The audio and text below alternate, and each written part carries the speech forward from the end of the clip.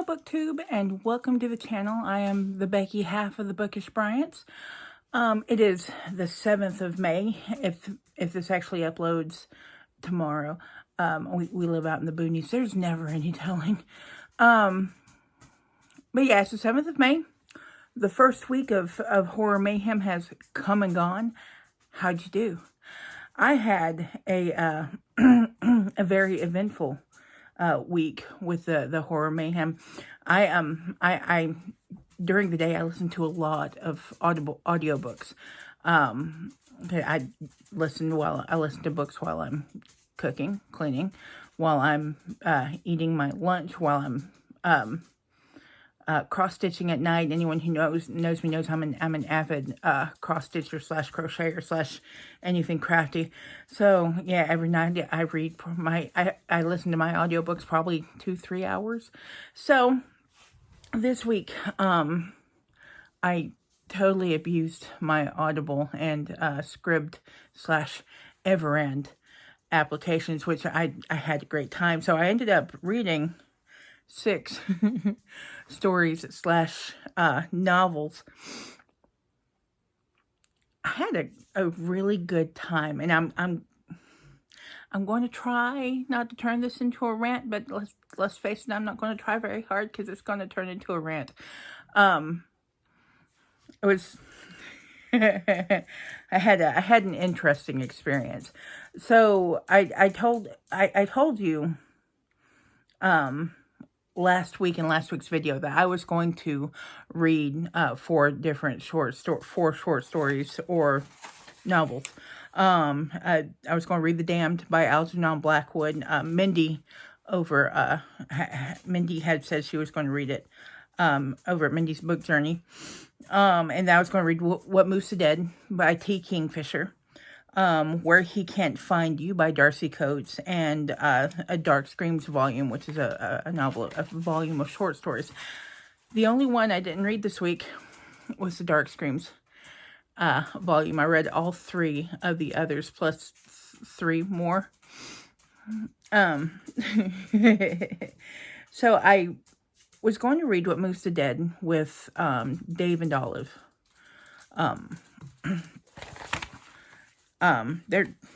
It's book Blather, right? I'm going to be absolutely wrong and then feel terrible. Yeah, it's book Blather. So David Olive over on book Blather, we decided we're going to do the buddy read together, and Brian MR came into the mix, who's just a wonderful YouTuber. He came into the mix, and so we all did the buddy read of What Moves the Dead, which is actually it's a Fall of the House of Usher retelling. I thought it was sort of like a continuation of the story, but no, it's a retelling. And so beforehand, Dave and Brian decided they were going to go ahead and reread The Fall of Usher, and I had read The Fall of the House of Usher last year, and that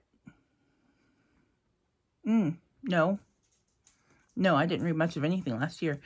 I read The Fall of the House of I read The Fall of the House of Usher the year before last, so it's probably about a year and a half ago.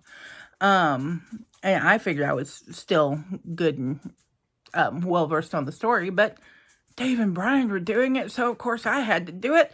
So I went ahead and did it, and I reread the Fall of the House of Usher. Now, I've read The Fall of the House of Usher probably 6 or 7, maybe 8 times. I read it a couple of times in high school, probably 3 times in college for my graduate and undergraduate, and then I like I said, a year and a half ago. But this time, when I reread it, I read it very differently. I had a very different reaction this time, and I'm not sure why. Maybe it has something to do, well, I listened to it, but I listened to it this time. However, you will never hear me saying that listening to an audiobook is not reading the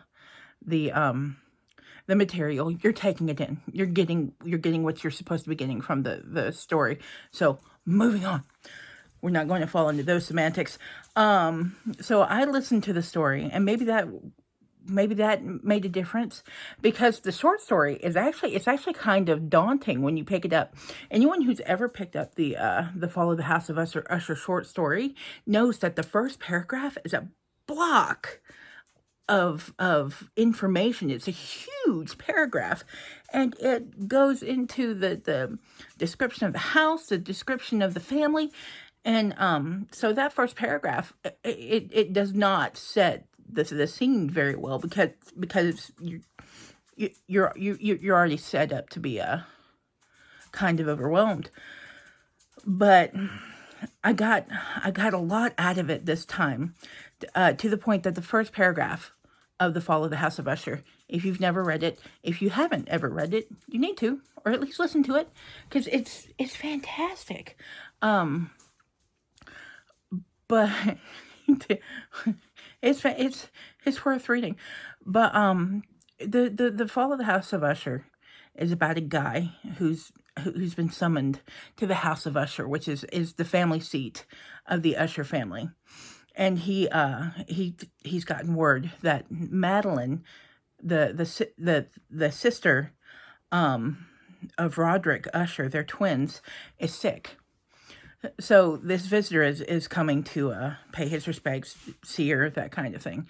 When he gets there, he rides his horse up to before the house, and he's looking at the house. And the first paragraph explains to you that the family, they don't really play the field much. Their family tree is a post. They're keeping it in the family. Let's put it that way. And their family, they have a very small branch of the family tree, and the house itself, the House of Usher itself, is described to be dripping in mushrooms and fungus and plant life, and it's in a horrible state of disrepair. It's falling apart. And in front of the house is a tarn, which is basically a pond or a lake or a bog, which is connected to a building. It's directly in relation to a building or castle, or in this case, a house. And I mentioned the tarn because 3 of the things I read this week have tarns. I've never heard of it before. I had to look up the word. But 3 of the books I read this week had a tarn. I was excited. But so the visitor, he goes in, he speaks with the family, and becomes very quickly apparent that both Madeline and Roderick are sick, extremely sick. And what proceeds after, I'm not going to spoil it for you if you haven't read it, but what proceeds after is just absolute madness. But no, I am going to spoil it for you. If you've never read it, just know there's spoilers beyond this point. I'm sorry. At one point, Madeline seems to die. She's very, very sick. And Roderick, in his horrible pit of grief, throws her in the crypt. And he's absolutely losing his mind, thinking he's put her in there alive, because he hears her scrabbling around. And it turns out that's not the case. Now, the reason I'm mentioning all this is because, like I said, I had a very different reaction to the story this time around. I basically giggled my way through the through the first couple of pages, because again, the family tree, a 2x4, and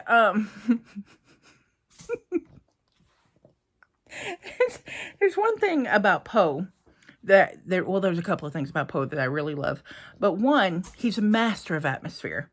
The man could build a head. Can I help you? Hi, Link. The man could build a headspace like no one else. I think I mentioned that in the last book. 2, he's also a master of, well, I'm glad we didn't overreact. because everybody overreacts in this book, and it's basically a comedy of errors. Oh my gosh. And that's what a lot of his short stories are about. Even a lot of his poetry. The Raven, oh my God, it's basically the story of a raven that's been flying around, just minding his own business. He's one of those ravens that can actually mimic speech, and he knows one word. And he just happens to land on the windowsill of the guy who is one hard sneeze away from losing his marbles. So there's that poor raven on the pallid bust of Pallas above the chamber door. Quoth the raven, "What?" So yeah, the guy absolutely overreacted, lost his mind right there on page. The cask of Amontillado.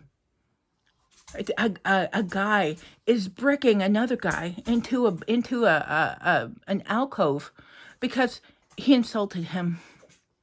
Yeah, that's not overreacting at all.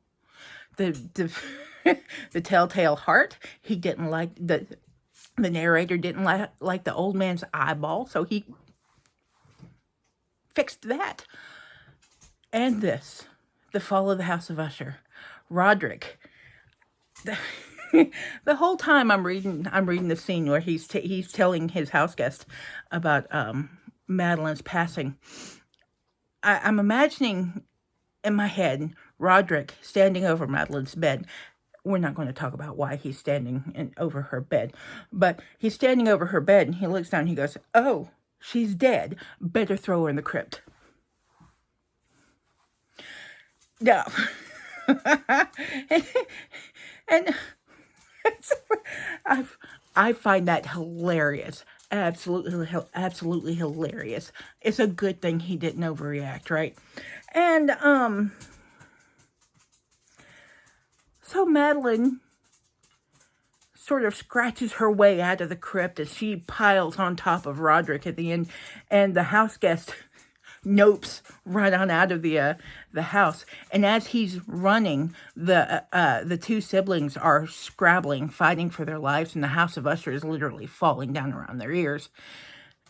And the last thing we see in the short story is the House of Usher falling into the tarn. So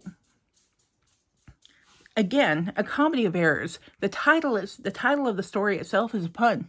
It's to follow the House of Usher, meaning the house as in the family line, and the literal house just falling over into the tarn for no apparent reason. Even the house overreacted, man. It's crazy. But all of this is not to say I didn't like the story. I love the story. I love Poe. I am a Poe apologist, man. They can overreact all day, and I'm happy. But what moves the dead, and Brian and Dave, if you have not finished, look away. What moves the dead is a retelling of the House of Usher, and I was actually rather impressed. It's a very loose retelling, but it makes a point that I was making to Brian and Dave before I ever picked up the book. The House of Usher is dripping in mushrooms and fungus. The Usher twins were probably suffering from black mold exposure. You've gotten a good antifungal and been fine. But yeah, What Moves the Dead was actually a very, very good novel, and it had a couple of creepy scenes in it.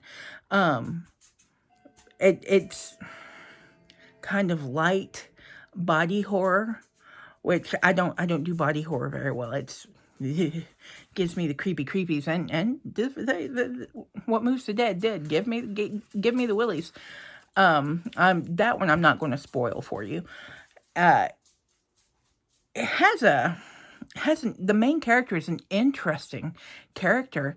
She's Galatian, but I didn't know for like the first hour of the book that she was a she, because she describes herself as a soldier, and she goes into her culture about how women in that culture are all they're warriors. I hate that word. They're fighters, and it goes into their pronouns and how they actually have 7 pronouns that refers to their soldiery, and it's really, really fantastic. She's a very cool character. She's quite androgynous, and I like that because the whole point was not her sexuality in any way. It was the ushers and the mushrooms and the the creepy crawliness of everything. So yeah, it's a very, very good book. Again, there's another Tarn, but I think it's the same Tarn as To Follow the House of Usher. Just saying. I mentioned that. Here's where the rant comes in. Because about halfway through the week, I watched... Oh, what's the name of that channel? I can't remember what the name of the channel is. Darn it. I'll put it in the description. I'll have to find it afterwards.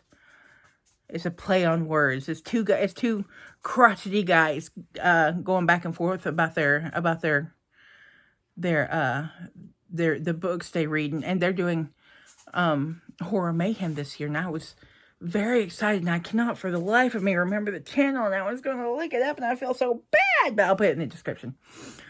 These two guys were talking about how they're going to be reading some Richard Matheson, and I thought, hey, I can do that. I'd never read anything by Richard Matheson. I loved the movie Duel, because I love the aspect of the truck being the bad guy. I really like it when inanimate objects are the bad guy. And that actually kind of comes into play with the book I read by Richard Matheson, which was Hell House. I did not realize at the time, which I probably should have, and the book is called Hell House, that it's kind of a tribute to the Haunting of Hill House by Shirley Jackson. So Hell House was written about 20 years after the Hill House novel. And I enjoyed it. Let me preface this. I enjoyed it. But it's basically Hill House, only I have this idea in my mind. I have this idea in my mind of Richard Matheson telling someone, "Yeah, I'm going to rewrite Hill House, but I'm going to make it sexy." He failed. The premise is an old millionaire, or probably billionaire, is dying, and he pays a group of people to find out if there's actually anything beyond death. And so he sends them to what is considered the most haunted house in America. And that's like I said, I listened to it, so I can't remember what the house is. It's like, it starts with a B. Anyway, it's called Hell House, colloquially. And the people, the people that he chooses to go to the house are, one, a guy named Fisher. He actually went to the house years and years and years and years ago, because he is a very, very powerful psychic, and well-known psychic, and it's not argued at all that he was a very, very powerful psychic. And there was a spiritual medium named Florence. Florence, again, a very well-known psychic, but she's kind of, if you've ever read Harry Potter, she's kind of the Trelawney of the mediumship world. She's the real deal, but people see her as frou-frou, bunny foo-foo kind of thing. And then there's Dr. Barrett and his wife, Edith. And I mention it that way because Edith is nothing more than an extension of Dr. Barrett. Now, I'm going to do something that I don't like to do, because I'm really not that girl. I read this through a feminine point of view, because I'm female. It's hard to tell, I know, but it's there. I read it through a female point of view, and guys, this is a feminist nightmare. And I'm talking the feminist the ones who, they're the reason women can leave the house with pants on and can own like land, can vote. I'm not talking about the militant stuff. The women in this novel, there are 3 women all together. One of them we see maybe like 2 or 3 pages of, so we're not going to count her. So there's 2 women, Florence and Edith. Florence is treated like the village idiot from page 1 to the very end. Edith, like I said, is an extension of her husband. She has no life, no ambitions, no anything except what her husband needs. Now, Dr. Barrett, he's a polio survivor. And he has a limp. He's fairly impotent. And the reason I mention that is because it comes up several times.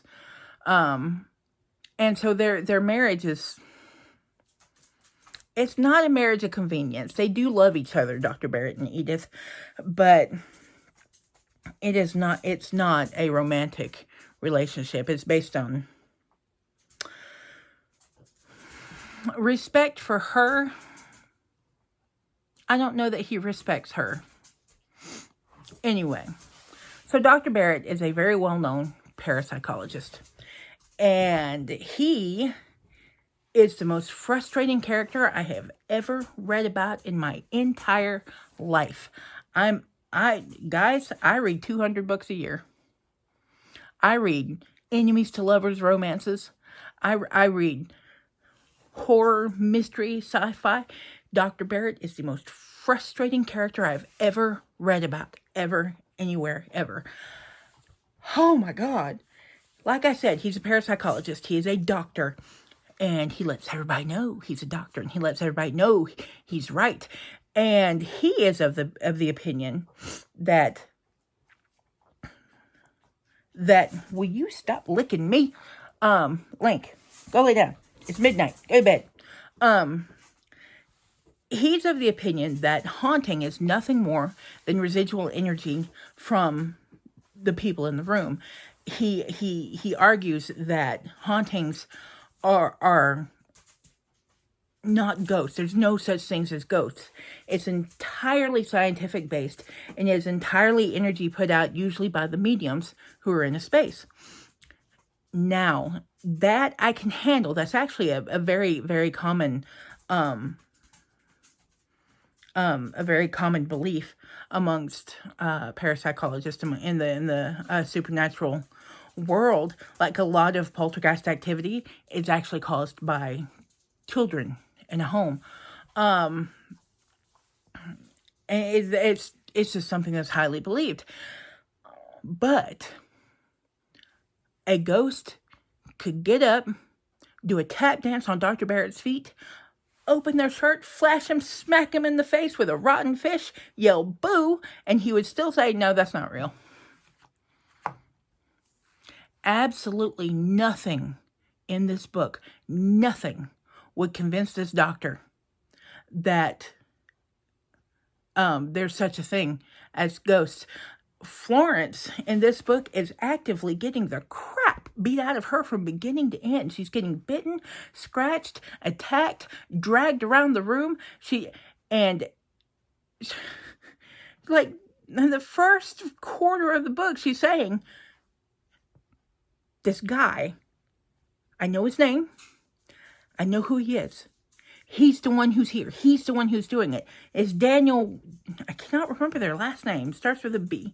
It's Daniel B. He's the one who's haunting the house. If we let him go, the house will be fine. Dr. Barrett's like, no, that's not what's happening here. You're just stupid. She finds his body. No, that's not what it is. You're just making it up.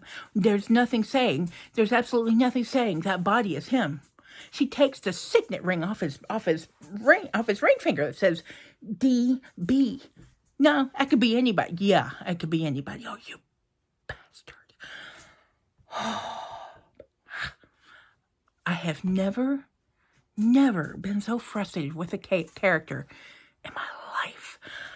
Oh, about halfway through the book, I started sending chat messages to the Voxer group of Cohosts, going, so tell me, does Dr. Barrett get cut into pieces and turned into cat toys, please? I just want him to fall down a staircase directly into a pit of Legos. Just Once, please. Awful. Awful.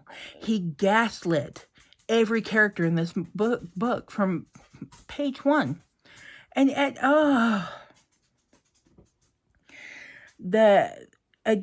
the female aspect of this book is is a dumpster fire. It really is. The women are treated like idiots. The Edith absolutely falls apart. Almost her entire the entire point of her is in relation to Dr. Barrett. What can I do for you? Are you sure you're up to this? Can I get you something? You want me to rub your feet? Let me fix your feet. Let me fix your hands. I need to wrap you need to go to the hospital. It's never ending. There's rampant homophobia. There's rampant misogyny. And I get it. It was the 70s. It wasn't as outrageous as it is now, but it was still kind of awful, still kind of in your face rough. That being said, it was a very faithful retelling of The Haunting of Hill House. You didn't have the same names or anything. There was no Nell, but I enjoyed it. I did. It was a good 1970s horror novel. We'll give it that. But I'm not sure I'm going to be picking up another Richard Matheson book, especially if they're all like that. It kind of got my hackles up. I didn't mean for it to. I was like I said, it's a 70s novel. I know how 70s novels are. Moving on. But yeah, Hell House had a tarn. They mentioned it had a tarn, and that was one thing I want to talk about. The tarn is called Bastard Bog because apparently Hell House was the location of was the home of this the bee guy. I cannot remember the name to save my life. The original bee guy is the haunter there. He's the ghost there, and he spent his time in secret societies and having orgies because why not? And he was a sexual deviant basically, and that's a very big theme throughout the book, that he was a sexual deviant, because he makes the women's lives miserable. And again, here's Dr. Barrett just bebopping along, going, "Oh, you guys are just crazy. I'm going to fix things." Moving on. So, I read The Fall of the House of Usher, What Moves the Dead, Hell House. I also read 2 Algernon Blackwood books, or short stories. I read, and I was kind of surprised. I read 2 short stories this week that had no climax. There was The Empty House by Algernon Blackwood and The Damned, also by Algernon Blackwood. Now, The Damned, again, was being read by Mindy over at Mindy's Book Journey. And again, these books had absolutely these short stories had no climax. There was no really big aha moment like there usually is with a good short story. You have the layout of a good story, the rising, the introduction, the rising action, the climax, and then the falling action. But in this, you had rising action and then sort of a gentle wave over the beach. Didn't bother me at all. Algernon Blackwood does atmosphere pretty much as well as Poe. He's wonderful. I love his works. I actually, I read The Willows again as well. I've read The Willows before, and there's a theme in The Willows and The Damned that really, really creeps me out. And it's the idea, it's actually a true phobia of mine. I'll have to look up what the actual phobia is. It's animated inanimate objects, things that aren't supposed to move on their own moving. And in The Damned and the Willows, it's plants or trees. The idea of standing in a room or standing in a place and noticing that the plant life is moving towards you scares the bejesus out of me. It's actually the reason I had to put The Shining down, because the topiary scene, I thought I would lose my lunch. Oh my God. I was reading The Shining in the middle of the night. It was 3 o'clock in the morning. I got to the topiary scene. I'm like, nope, we're done for now. I had to put it down, and then I couldn't sleep. But yeah, like things like dolls and statues that move on their own. Nope. That scares the crap out of me.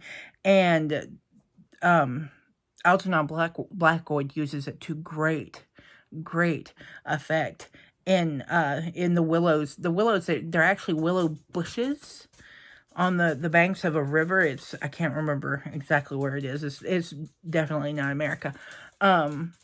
But the main character and his group of travelers are camped out on this beach, and he notices when he gets up every morning that the willows are moving just a little bit closer to their camp every day. And he at one point he says it feels like he's hearing things swishing outside his tent, and he's not sure what's happening. It's the willows moving closer. And if you ever want to just dip your foot into Algernon Blackwood, that's what I would suggest, either the willows or the kit bag. The kit bag has more of a gothic feel to it, whereas the willows is more of a hunted, creepy out of doors deal. They're both amazing, and they'll both creep you out. So yeah, but The Damned and the Empty House have no climax. The Empty House is about a guy who takes his can't remember if she's his aunt or his elderly grandmother to the notorious haunted house in the city, because she is determined to go. And he goes as her protector, and while they're in the house, this creepy things start going on around them, and they're hearing things and seeing things move around, and they sort of get chased out of the house. It's very good, very atmospheric, very gothic. I enjoyed it immensely. And The Damned is about a guy and his sister who go to visit his sister's best friend. His sister is a recent widow, and she's kind of having trouble in her and her husband's home, because again, her husband's dead, but he was kind of a fire and brimstone kind of preachy cult leader guy, and she's sort of adrift. Her cult leader has died, and she's by herself in this big house, and her entire life was dictated by him. So she's sort of losing the plot. And they're staying with her in this house. And what's interesting about it is there's no actual ghost or ghostly activity. There's just a general feeling of, of anxiety, disquiet, and that's all there is. There's no ghosts, there's nothing. It's all atmosphere, but it's very well done. Of course, it's Algernon Blackwood, but very well done, and I greatly enjoyed it. So the last thing I read was miles away from everything else I read. It was Where He Can't Find You by Darcy Coates. Now, I love Darcy Coates. She's kind of a horror light writer. It's all kind of cozy horror.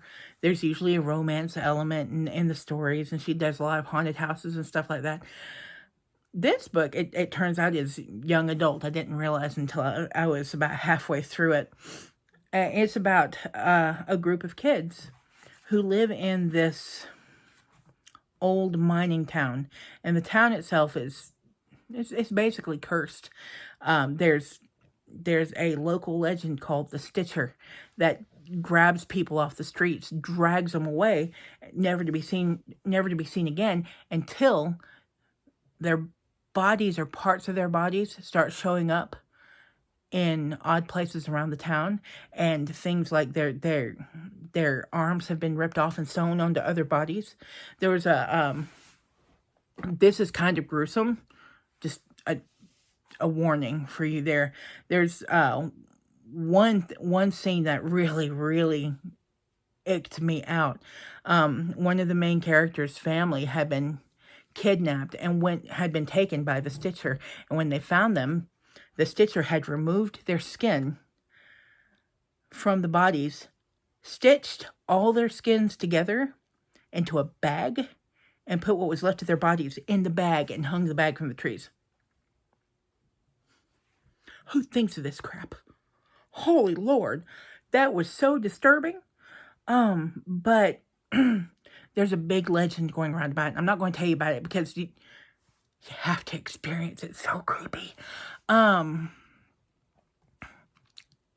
found that book really creepy. There were some really creepy parts, and there was a very claustrophobic element to it because they're kind of stuck in this city or in this town. It said people have tried to leave, but they're always drawn back, and there's a reason for that, and it explains it like last page. But these kids, they're, like I said, they're all over the city, and they're a very close-knit circle of friends, but it's very claustrophobic because they're all confined to this place. But it reminded me a little bit of It, of course. It reminded me quite a bit of It. It's a right proper horror monster book. Oh, what is that? I think is it a Robert R. McCammon book, like The Boys of Summer, or something like that, where a group of kids are having to keep themselves safe from the local monster. Very that's a very good book too. If it is Robert R. McCammon. I greatly enjoyed it. It's called Where He Can't Find You by Darcy Coates. It's a very good horror novel. I really enjoyed it. I usually do with her. But yeah, I'm going to stop there because I'm almost 40 minutes in, and it's like, I don't know what time it is. There's clocks everywhere, and I can't see a one of them. It's like past midnight. So yeah, I'm going to stop there. I plan to do more damage this coming week. I'm probably going to read that whole book that I have lined up. The Screaming, what is it? The Dark Screams Volume 5. It's got a Bentley Little story in it, so I'm excited about that. I love Bentley Little. He's got some weird horror. I mean, weird stuff. That's actually one of Bentley Little's things is real hard otherness, and that creeps me out. So I'm here for it. But that's it. Let me know what you guys read and what you think of what you read, because I really want to know. And if anyone read any of the books I did, let me know what you think. I would love to talk about these things to somebody, because I'd love to have somebody to rant to about Hell House. Oh my God. Anyway, that's it for this week. I will see you in 7 more days. Your books are calling. Go read.